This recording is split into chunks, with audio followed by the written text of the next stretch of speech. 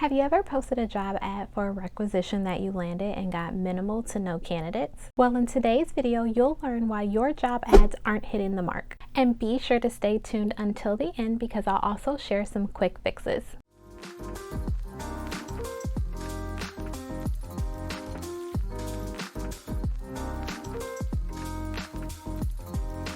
Hey, what's up YouTube? It's Natasha, the business recruiter. Welcome back to my channel. Okay, so let me start this video by setting the stage. Let's say that you've been working on landing a particular client for some time, and they have an open requisition that you are confident you can fill in 30 days or less.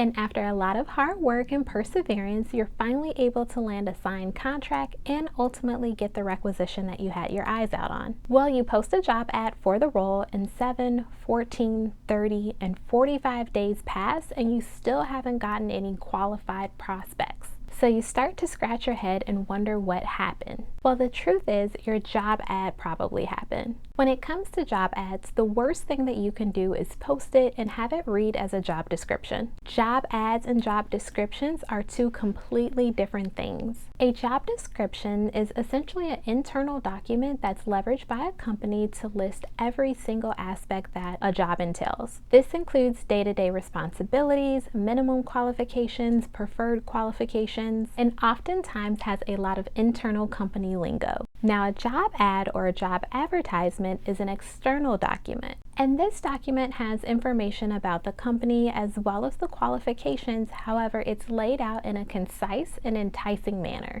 Think of it this way: a job description tells while a job ad sells. The problem with many job ads is that they tend to be the job description verbatim, meaning that a recruiter literally copied and pasted a job description to be a job ad. Now, there are many issues that are associated with this tactic, but some of the main ones are the fact that the job ad will tend to be too long. It'll probably contain internal company lingo that an external candidate would not be able to decipher, and it's simply just not enticing to candidates. Now, if you're enjoying the content so far, then be sure to go down below and hit that subscribe button as well as that bell so that you can get notified of all of my videos that drop weekly. So how can you fix your job ads and ensure that your job ads in the future are able to yield you some desired results? Well, the first thing is to always approach job ads from a sales lens. Remember, as much as you are informing the candidate about the role, you're also selling it to them as well.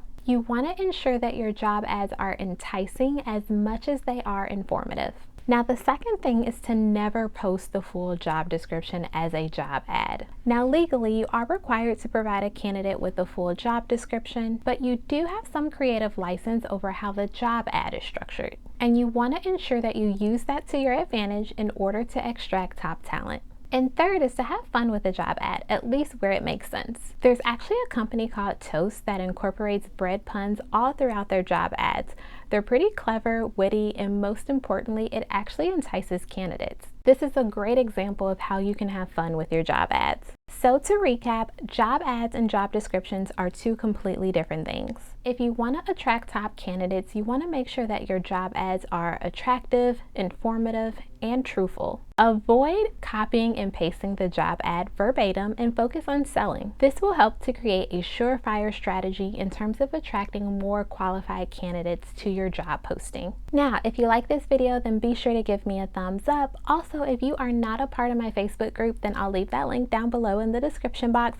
Feel free to join. We are in there talking all things recruiting. Thanks for watching, and I'll catch you in the next video.